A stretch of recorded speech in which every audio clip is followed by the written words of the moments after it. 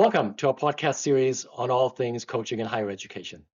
I'm your host, Tim Jansa, a certified leadership and organizational development coach and higher ed professional of almost 20 years. My guest today is a dear friend and my coaching partner in crime, Sarah E. Spencer. Sarah is the founder of OnPoint Global Strategies and Coaching and an experienced coach who supports professionals with executive, leadership, and career coaching. With over 3 decades of experience, she focuses especially on one particular aspect of higher ed that is very dear to me: international or global education. Unfortunately, it's also an area that has been massively affected by the truly seismic changes in national policy in the second Trump administration. So let's dive right into the exciting world of international higher education and find out how coaches can help international offices and their professionals navigate these treacherous waters.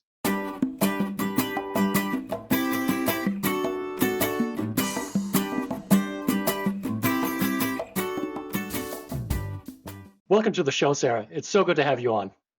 Thank you so much, Tim, for the invitation today. I'm really thrilled about your new podcast, especially because, as we've talked about, professional coaching has been really integrated into industry, say the past decade, for professional development and all sorts of support. And I'm excited to see higher education adapting what I'm going to call the successful modality in support of individuals, teams, and of course, our global workplaces. Absolutely. That's a great intro, actually. I love the way you said it.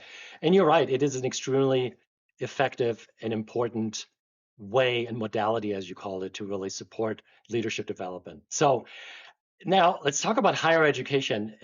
We all saw that recent report by NAFSA, which is the Association of International Educators.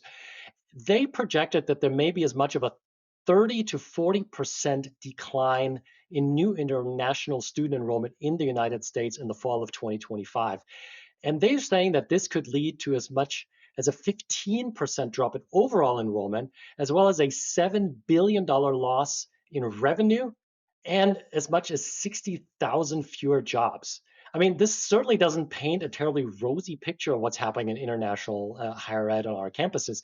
So, what are you hearing about the impact that this is already having on institutions and how leaders are dealing with this tremendous uncertainty? Yeah, well, I think that uncertainty is certainly the word of 2025, right? It'll be interesting to see what, Webster's or whatever comes up with that. So, when I'm asked how the global education sector is responding, the first thing people really say is this is not our first roadshow or trip around the sun or whatever the appropriate analogy is. And I think we always need to remember that, 9/11 and the impact on visas and CVIS processes for our international students, to H1N1 and Arab Spring, and of course the big one, 2020 and the pandemic, and the impact on both student mobility and all the virtual learning, right? How we learned. I think we really found that our global education leaders are highly flexible, similar, frankly, to our cross-cultural adaptability. That said, I think many leaders feel that this is different, right? More expansive, from the US border and immigration, even for visitors, to international student visas, as you mentioned earlier, and to the impact on federal funding. And let us not forget, for those of us in Yeah. US higher ed, especially at Division I schools, we've got the NCAA NIL thing coming in for this year for Division I athletes. So I think on the positive side, U.S. students studying abroad is actually still really strong, and there's great interest in that. So there's a little bit of good news in all of that uncertainty. So overall, I think we're recording this in August 2025, so we'll date stamp that. I see international educators as centered and committed to intercultural learning, kind of more than ever. We need this more than ever. And I think they're more tired. And I think I really see them being more intentional about, their own and their team's physical and emotional health, and really trying to find innovative ways to invest in that support and their professional development as resources and staffing are frankly just being reduced. So positive, and then really just acknowledging, I think, the toll. I'm so glad you brought this up, Sarah, that this isn't really their first rodeo. I mean, you're Yes, right. I mean, I hadn't even thought exactly. about That's another good 9/11. Of course, those analogy are for it. very, very different times. Right, exactly. But I mean, think about especially the pandemic. I mean, we all know international higher educators who were freaking out that infamous, March 13th, 2020, when all of a sudden things just shut down. And I heard these horror stories of people working day and night just to get their students home. So I mean, that was a true crisis moment. And it's not like this was completely unexpected and unanticipated. Let's say it this way. So I think uh, there's definitely something there where there's tremendous resilience that has developed, I think, over the years in those international offices and the officers and the people who work in this field.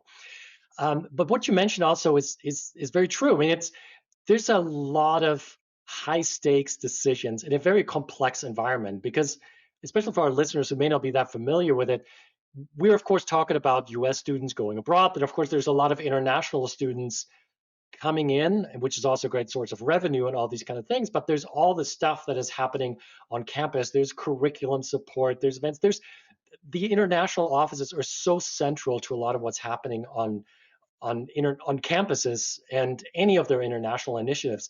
So, how would you say then that coaching for these international global offices in higher ed is different than maybe some other offices on campus? And then specifically, how can coaching help the leaders and the professionals in that field to operate in this very unique environment? Yeah. Well, great question. Let's start with the similarities, right? Mm, Coaching is this confidential space to work through challenges and opportunities and to kind of support how one wants to take action or not take action, right? Kind of fundamental. So I think no matter the sector and frankly, no matter the unit within international education, um, coaching supports leadership performance, organizational structure, strategies for navigating stakeholders, imposter thoughts, even for people who are really experienced. Someone there to support the emotional and those feeling spaces that you really feel that you can't reveal or bring into your professional space, especially as a leader. I always say that coaching is that space for that quick debrief, the meeting that you cannot stop thinking about. And I think, sometimes part of a coaching session can help reset your energy and your focus. But what makes international education unique? And Tim, I'm going to invite you to actually add to this list as well.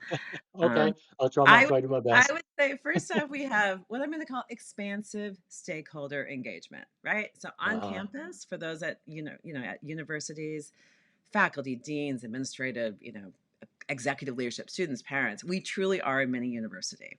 And that's, I think many of us say that all the time. So it's not just the physical home campus, but literally the world that we deal with. So we balance, language and culture, currency, international partners, as well as all of those political and economic systems. And it's a lot. And I will say, as decades long global educators, I do think we kind of thrive on it, right? We are energized by that complexity. We yeah. even have our own language of acronyms, right? So it's really helpful working with people who actually understand how to balance that home campus or that home office of your organization with all that global activity and actually what people are saying. But I think we also point out that much or most of this is out of our control, right? We don't have a lot of control in that spaces. So I think coaching at its foundation can really help international educators in all of that expansive global space try to really figure out, what do I want to do with this? How do I feel about this? And how I want to, move forward. And I know that sounds really simple, but, powerful questions in coaching are, some of the most effective spaces that we have. I think also coaching can help a client or even a team break down and identify, I call them like aspects of intercultural situations where that context may not be immediately evident, and that can really help support decision making. Right? There's just peeling back those layers that we just may not see, even though I think many of us feel that we are experts at intercultural or cross cultural learning and communication.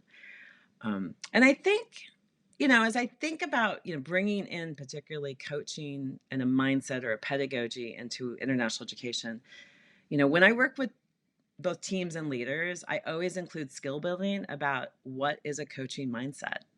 And some of those simple techniques that we as coaches use, for example, asking questions that start with what or how instead of why. Hmm. Just even that simple thing can really help, I think, anybody working with students, parents, all those international partners, to have really more effective conversations and to feel, I think everybody feels a little bit better at the end of the game, end of the day. I can see how international higher ed, and I've actually witnessed this, of course, is really a breeding ground for assumptions Mm-hmm. and for stereotypes. And I think even seasoned professionals, when they deal with a vast array of international backgrounds, cultural backgrounds, whether it's colleagues on campus, whether it's students who are here visiting and studying from far-flung parts of the world, we're biased creatures, and I think it's so much easier to kind of let these biases well up when we're dealing with people who are obviously not from just around the corner in our neighborhood.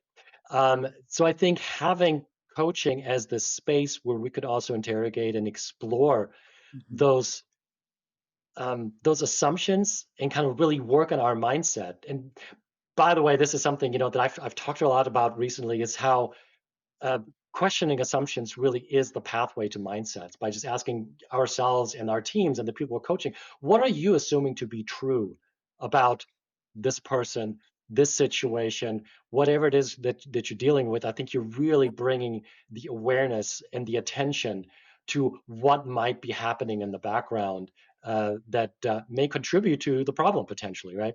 So, Absolutely. so I'm really glad you brought this up. And also the idea of coaching being this confidential space. I mean, we both have had clients when we ask them, how can I help you today? They said, I just want somebody to listen. I want to complain. Or I just came out of this meeting and I'm really nervous about whatever. A lot of times that's all it takes, like 5 minutes just to let them vent and for them to know that nothing they say will go out to anybody else. So, Right. so thank you for bringing this up, Yeah. Sarah. It's such an important and powerful tool to have there. Um, we talked a little bit about the tensions of the different goals and pressures that international offices face. On one hand, a lot of them they generate potentially a lot of revenue because a lot of students who come in from abroad they they pay full price Right. basically for their education, Mhm. which is I think also one of the reasons why international education is something that the administration often likes to stress. Look, we're this international, wonderful international um, college. There are all these opportunities, but of course there are revenue generating rationales behind a lot of that. Now, with this drop in international enrollment, that of course, is going to probably affect the budgets of these offices. Um, so there's that. But then you mentioned earlier that a lot of folks who work in international offices, they're committed. They love this field.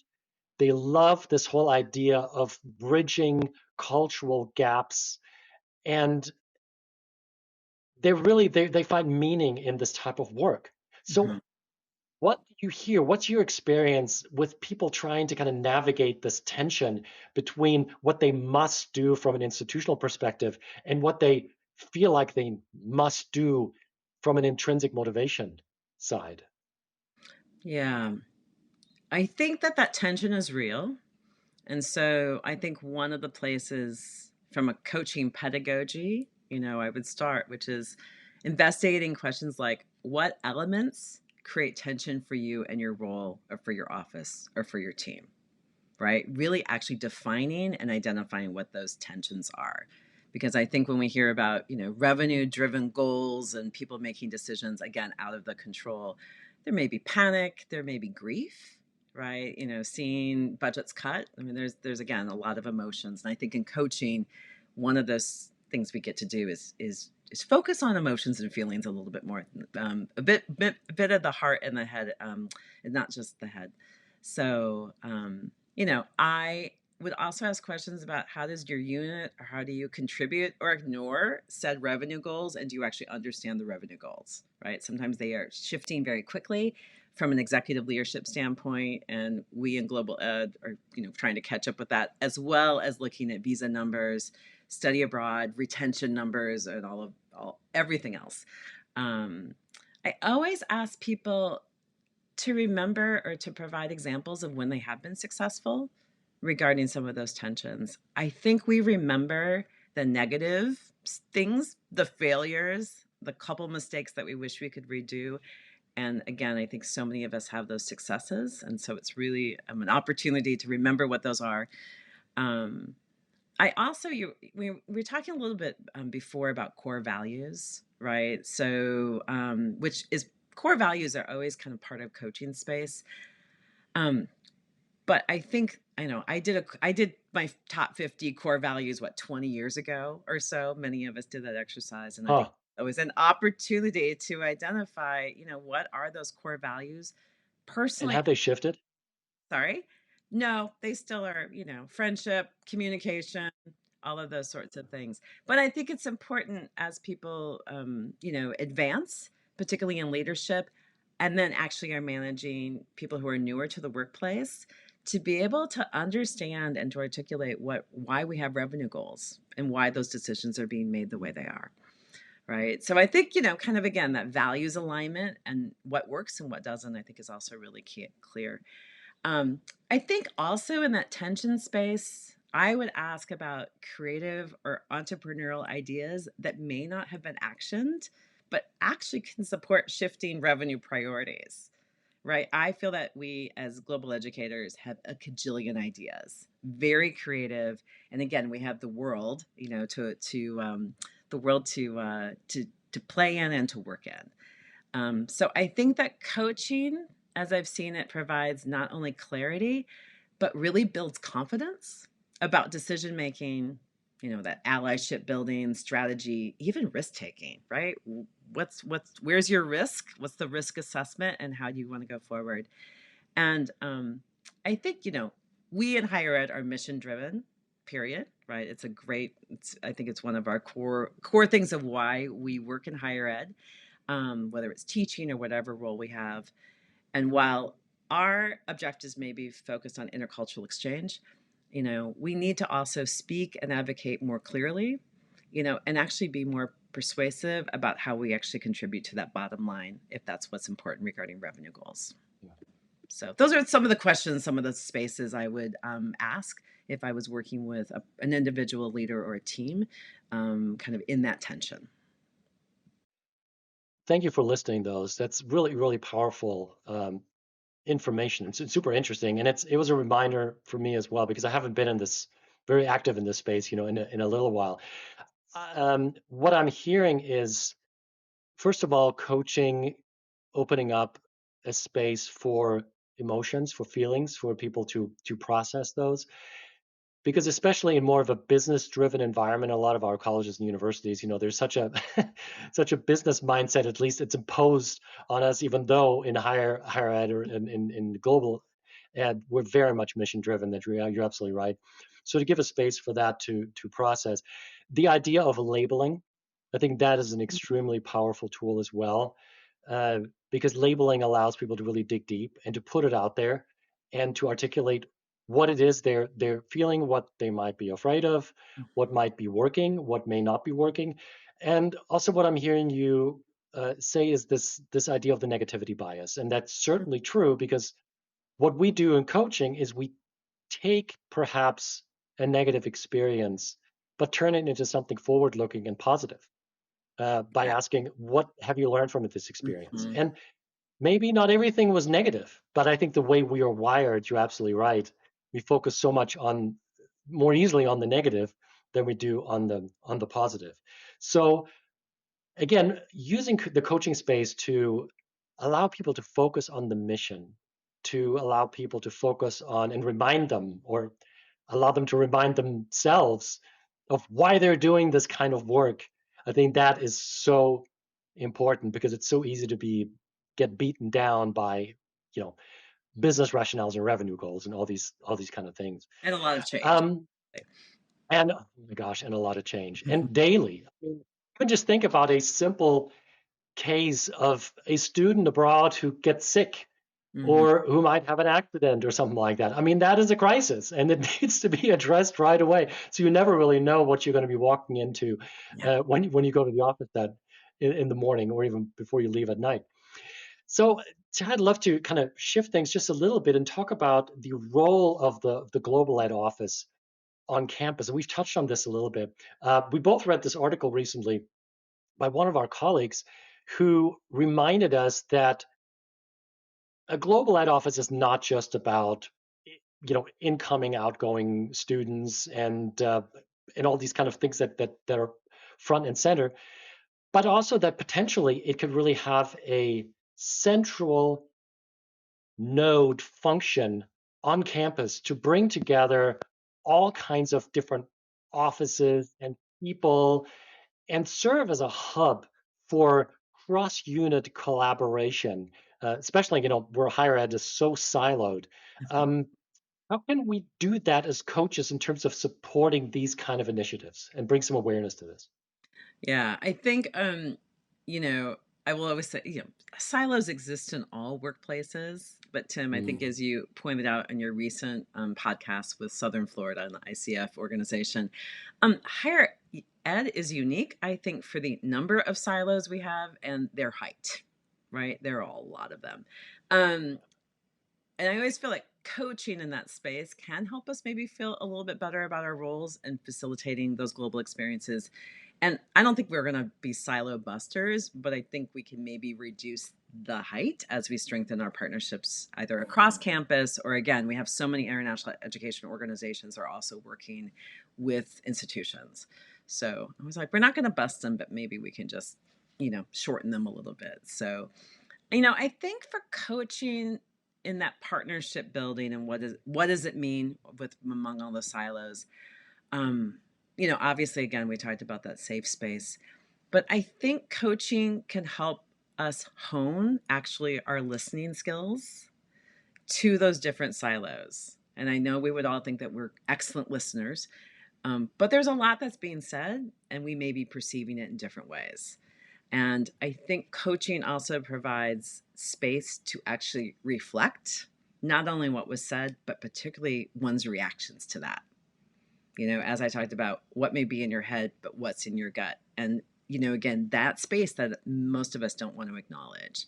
So, thinking about as we read that article just published recently in Gateway, the Gateway International blog, I actually love role playing with clients, right? It means to like sit in the other chair. So I'm like, you're the new dean. What are your top priorities? Um, wow, you're the leader of advancement or alumni, and you keep getting these emails from the new senior international officer or the director of study abroad who really wants to meet with you. But wow, look, what's on your to-do list for the day? I think if you work in an international education organization, what does actually your global education professional on campus or that faculty member that you really are trying to get in touch with, like, what does their day look like? And how do you fit in or not fit in with that?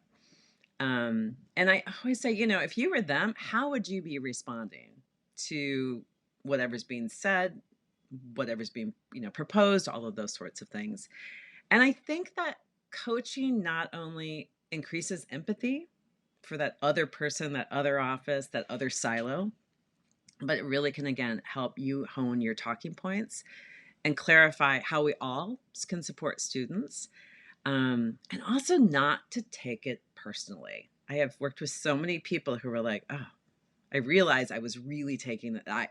I was taking this personally and it wasn't. I'm just not, as we talk about, I'm like, if you're a president of a university, you got a deck of cards and you got 52 cards. And are you going to play one of those 52 on global education?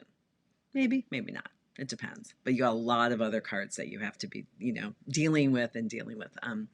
So I think, again, that not taking it personally and how do we align other silos goals with what international programs can do and how do we actually support in that?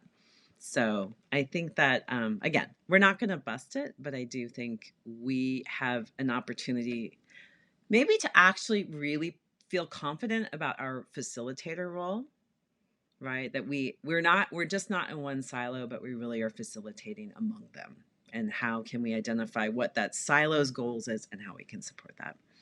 So that's me looking at it positively. How about that? I think that's great. And you know what? I was just struck while you were talking by how this conversation is different from the other conversations I've had as part of the series because you're going at it or looking at it very much from an intercultural, cross-cultural communication aspect. And that is so clear.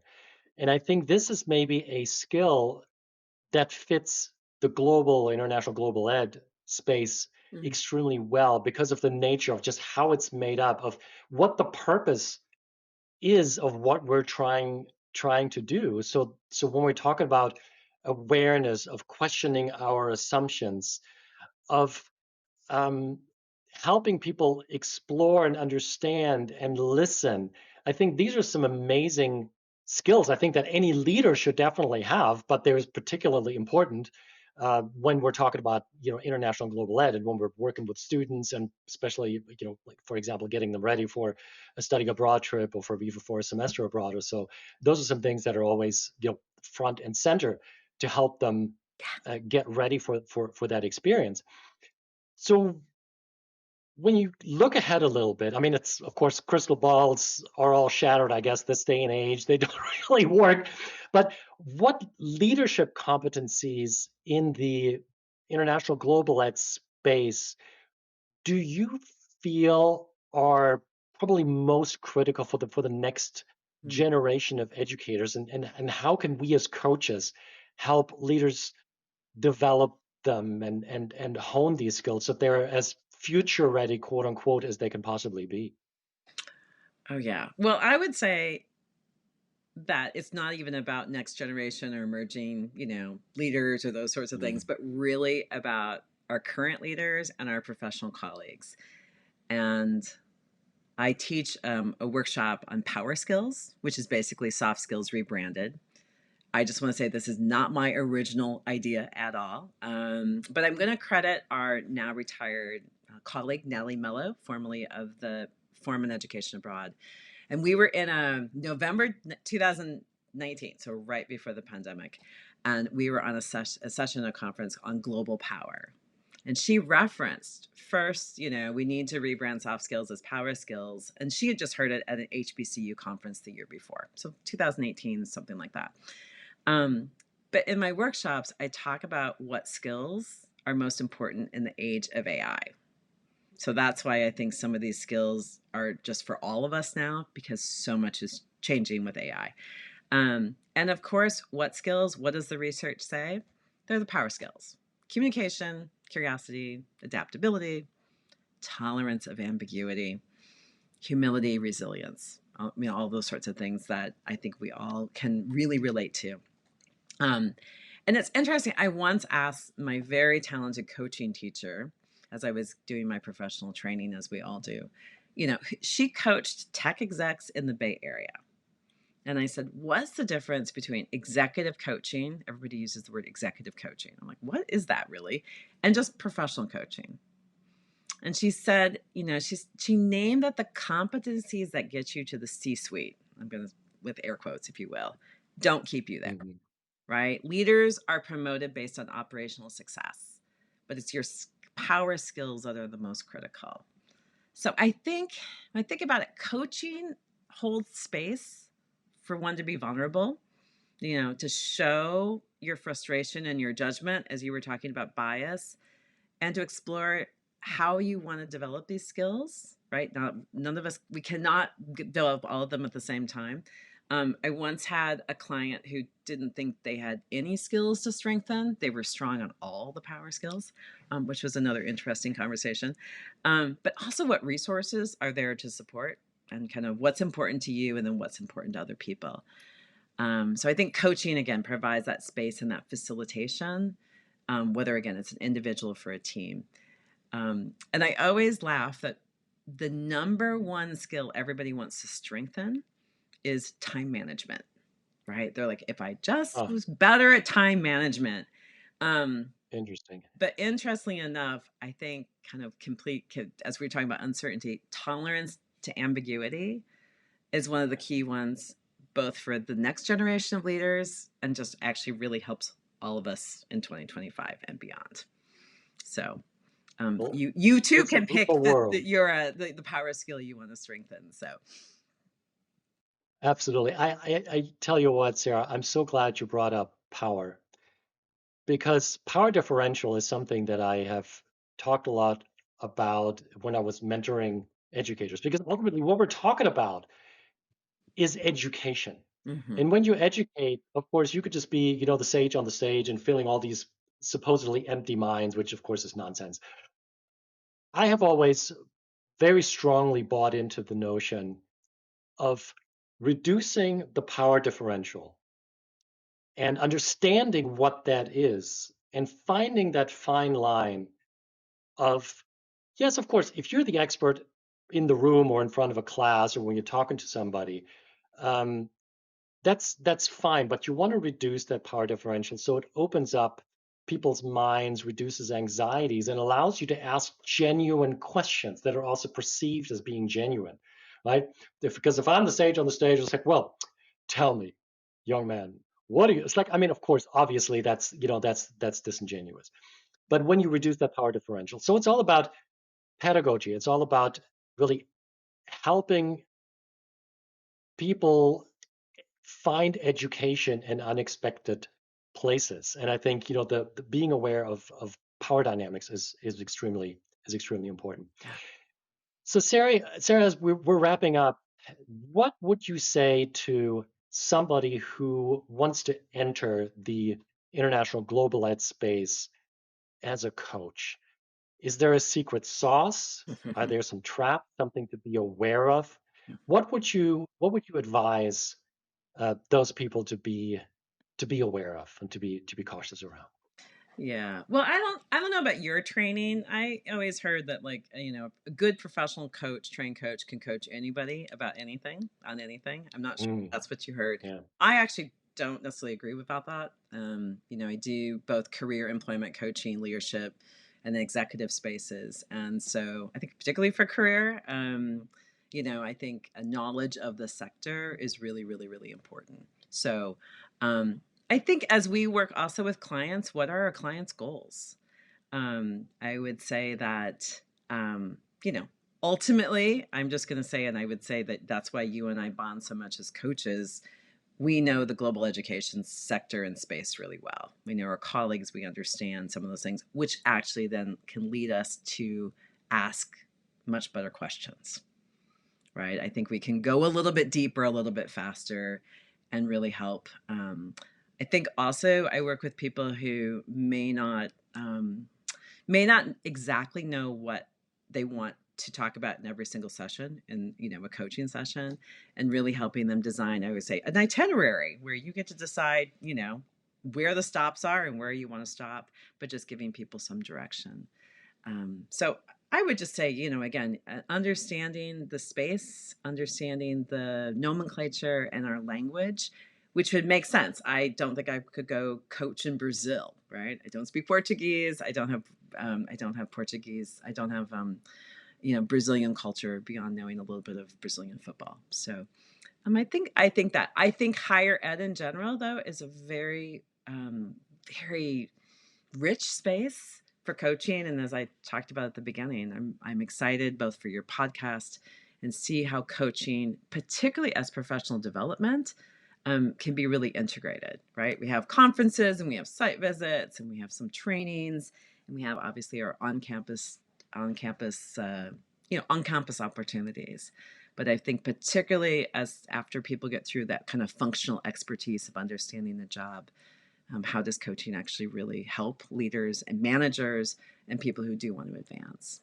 So, I'm not sure if I answered your question, Tim, but I think you did, and whether or not you did, I think we're just going to leave up to our listeners. But anyway, I mean, seriously, Sarah, these are, as I like to say, words to live and coach by. Mhm. So thank you so very much for taking the time, for sharing your expertise, your insights.